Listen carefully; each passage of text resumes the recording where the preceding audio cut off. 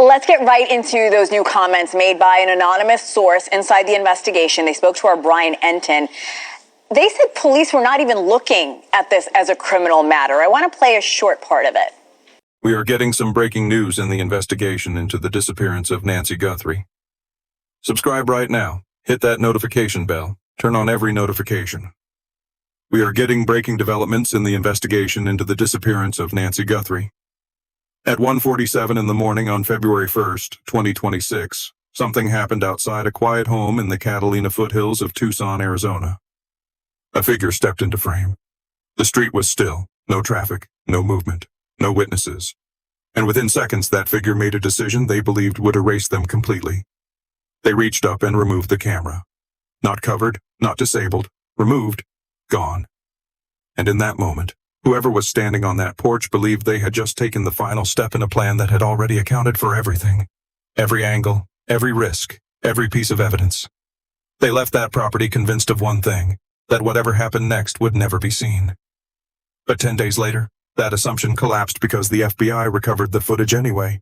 Not fragments, not partial frames, full visual data, still images, movement, timing, sequence from a device that had been physically ripped off the wall, and from a system that under normal conditions should have deleted everything long before anyone even knew Nancy was missing.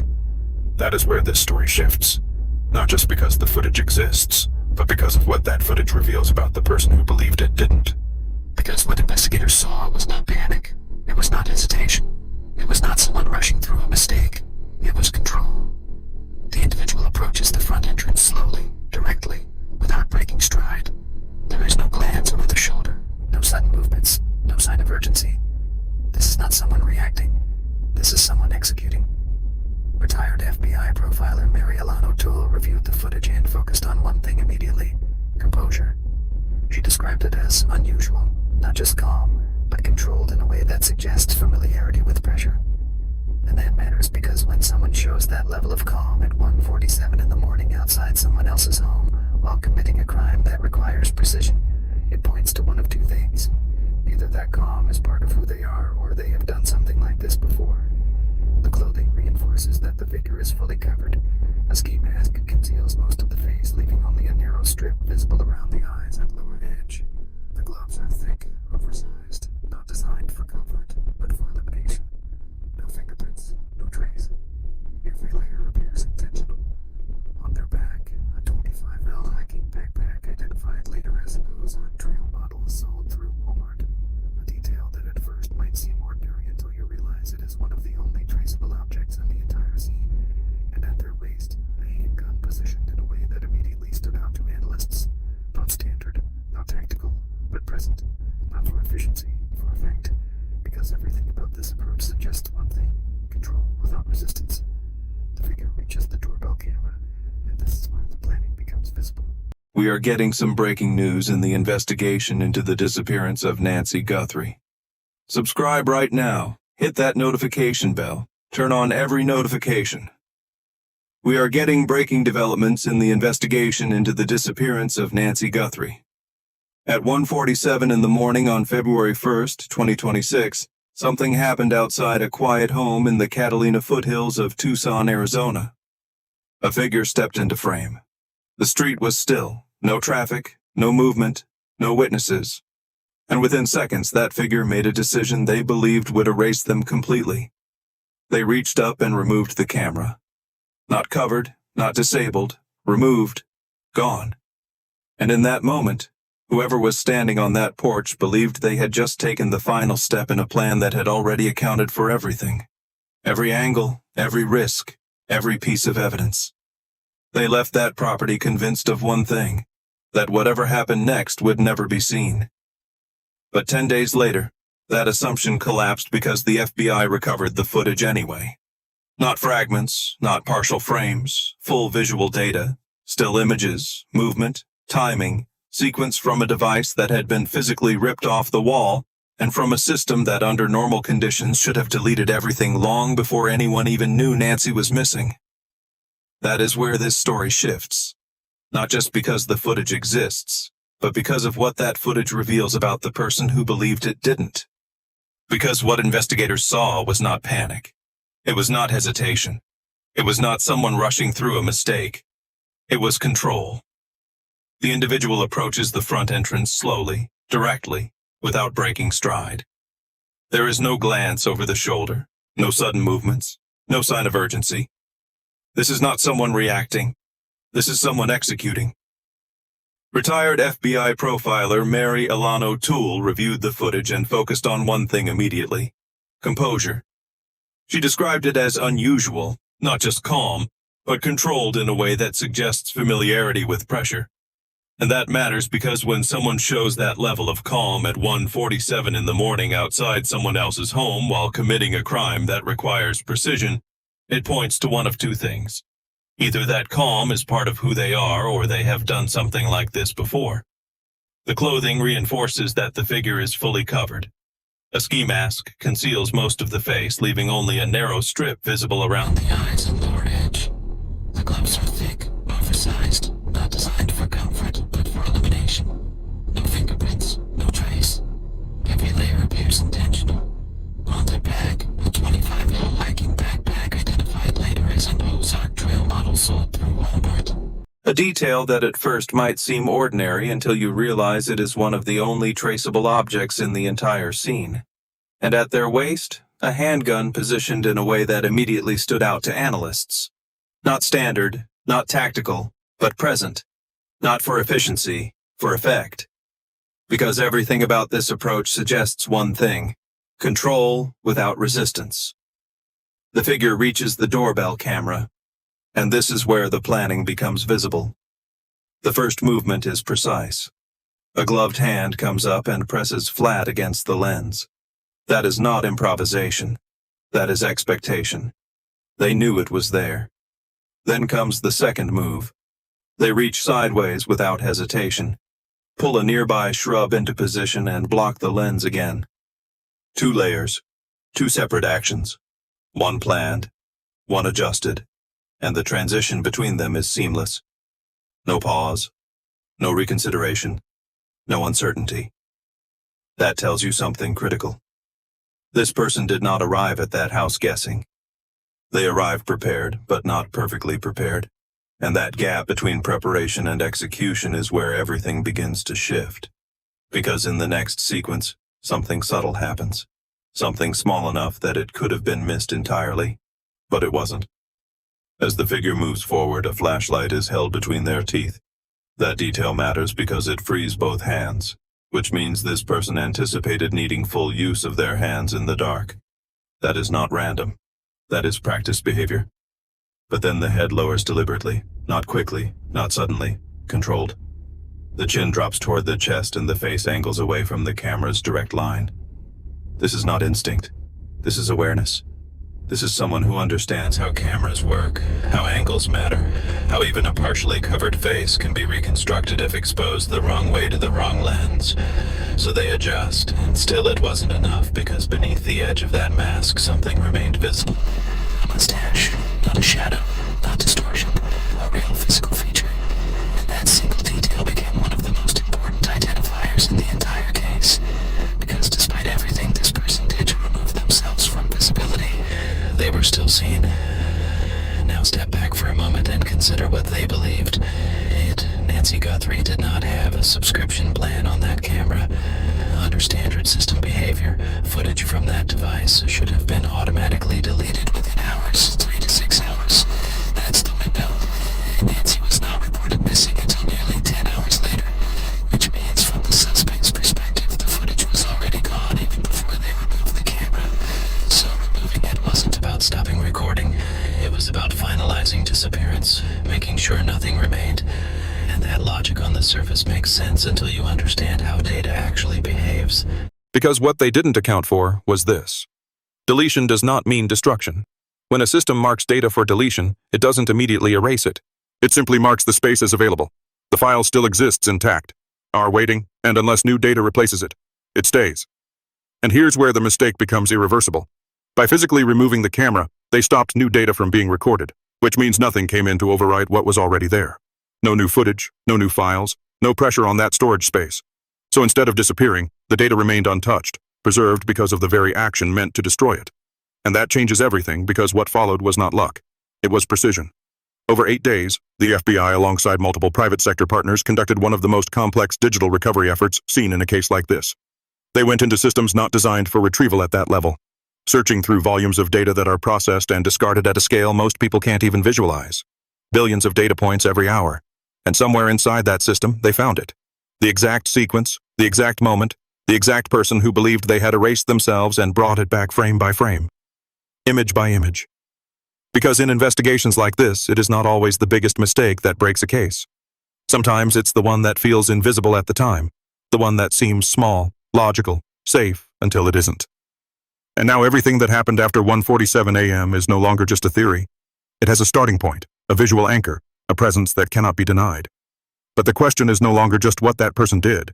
The question is what they didn't expect, because what happens next doesn't follow the plan they thought they were executing. And that is where this case begins to change direction. Once that footage was recovered, the investigation didn't just move forward, it narrowed. Because for the first time since Nancy Guthrie disappeared, investigators were no longer working from absence. They were working from presence, a physical figure, a defined timeline, a sequence of behavior that could now be studied, slowed down, and analyzed frame by frame. And when experts began doing exactly that, something else started to emerge. Not just what the suspect did, but how they did it. Because behavior, especially under pressure, reveals structure, and structure reveals intent. The way this individual approached the house did not match what investigators typically see in random crimes.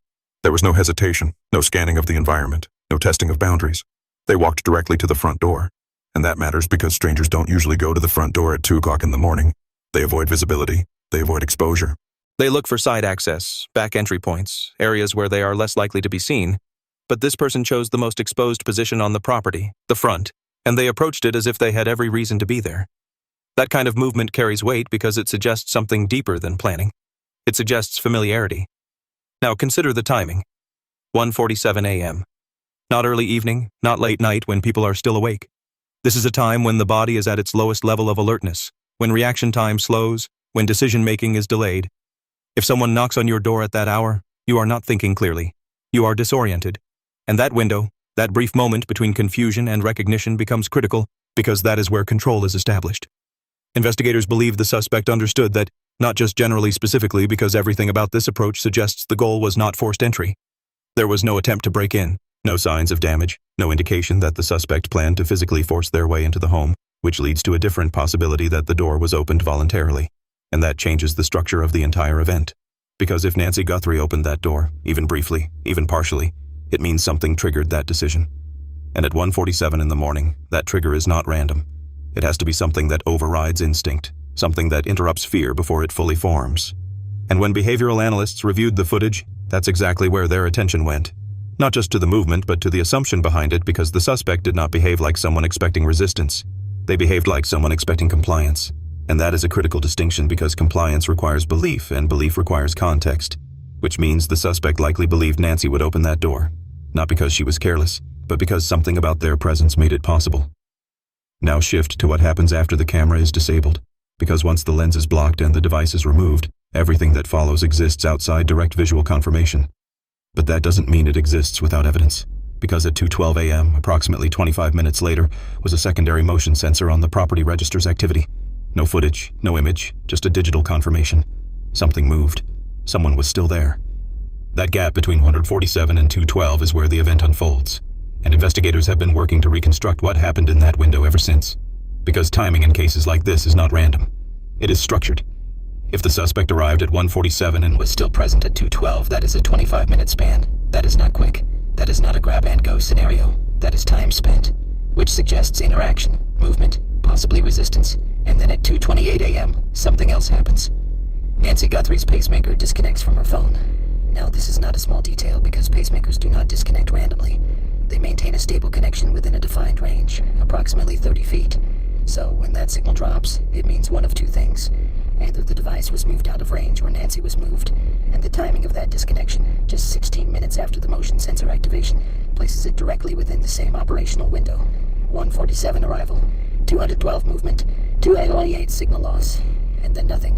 No further data, no confirmed sightings, no verified communication, which means that everything investigators are working with is contained inside that 41-minute span, from the moment the camera goes dark to the moment the signal disappears. And inside that window, something changed. Because the behavior we saw at the beginning, controlled, measured, precise, does not necessarily mean the plan stayed that way. Yes.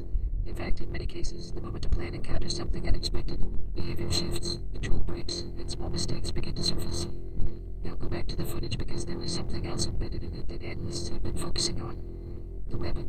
At first glance, it appears functional, real, present, but when examined more closely, it raises questions.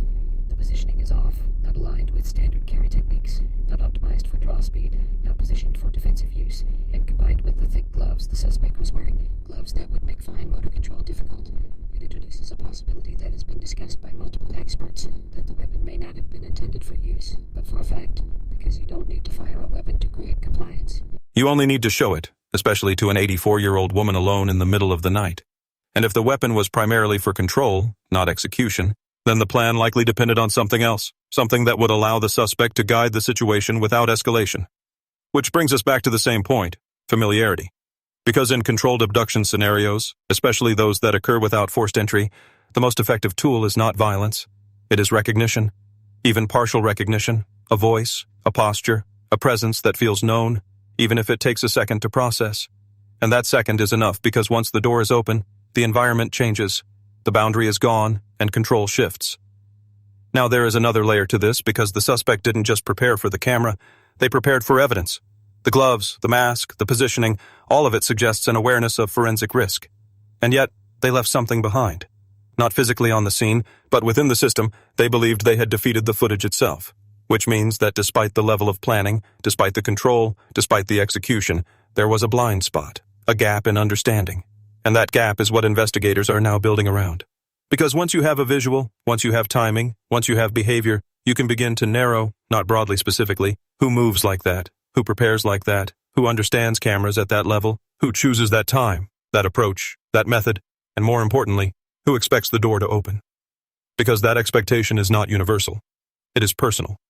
And that is where the investigation begins to shift from what happened to who could have made it happen that way. Because this is no longer just about a masked figure on a porch. It is about someone who believed they would be allowed inside. And if that belief was correct, even for a second, then the circle around this case just became much smaller. By the time investigators reached this point, the case was no longer expanding. It was tightening.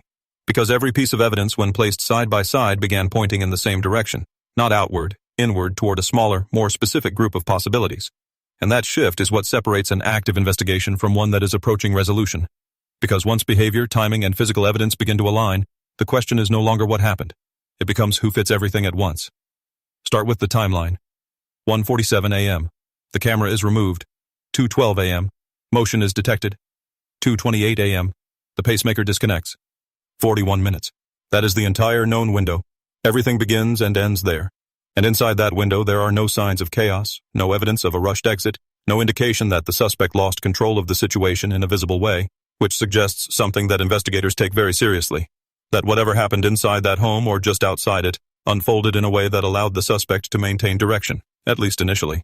Because if there had been immediate resistance, immediate escalation, or an uncontrolled event, it would likely have left behind something different, more noise, more disruption, more trace. But what we see instead is sequence. Arrival, interaction, movement, disappearance. And that sequence reflects intention. Now layer that with what we know about the camera. The suspect didn't just notice it, they accounted for it. They attempted to neutralize it twice, then removed it entirely. That level of focus on a single device suggests something important. They were not guessing about surveillance. They knew it existed, and they knew where it was. That is not something you assume from a distance. That is something you learn from proximity, either by observing the property over time, or by already being familiar with it. And that distinction matters because it separates random targeting from directed action. Now bring in the behavioral profile. Calm movement, no visible fear, direct approach to the front door, improvised adjustment when the plan needed it, deliberate positioning of the face away from the camera. These are not isolated traits. They form a pattern. And patterns, when consistent, reduce randomness. Which means the suspect is not just someone capable of planning, but someone capable of adapting in real time without breaking composure. That narrows the field further because not everyone can do that, and even fewer can do it under those conditions.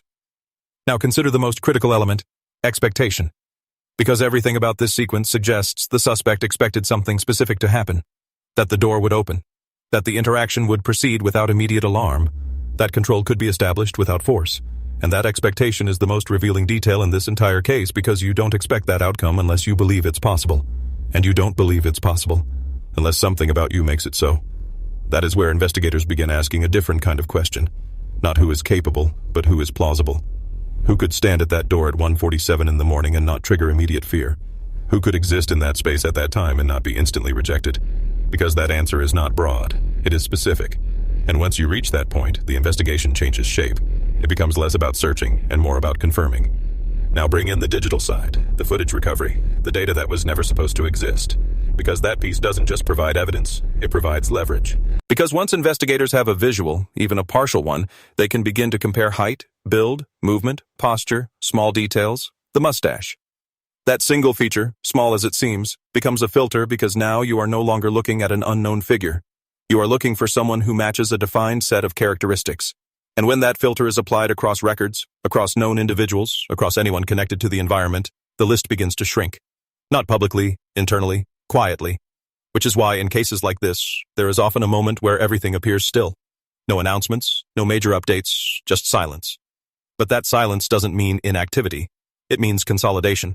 Because investigators are no longer collecting possibilities. They are testing one. And that process takes time. Because knowing is not enough.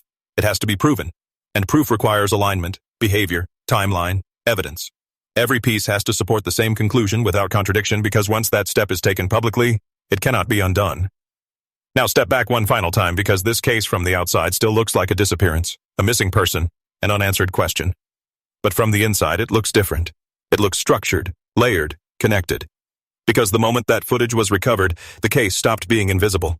And once something is seen, it can be studied. And once it's studied, it can be understood. And once it's understood, it can be traced because the person who stood on that porch believed they had removed themselves from the story. They believed that moment would never exist again, that it would dissolve, disappear, be forgotten. But instead, it became the starting point, the one thing that doesn't change, the one thing that anchors everything else. And now, and every question in this case leads back to that same moment. 1:47 a.m. A quiet street, a front door, a figure who moved like they belonged there, and a decision that didn't go the way it was supposed to because plans don't fail all at once. They fail in small ways, details, assumptions, things that seem insignificant in the moment until they aren't. And in this case, one of those details survived long enough to be found, long enough to be seen, and long enough to change everything. Because whoever that person is, they are no longer invisible. And once that happens, the timeline doesn't stop. It closes slowly, quietly, until there is nowhere left to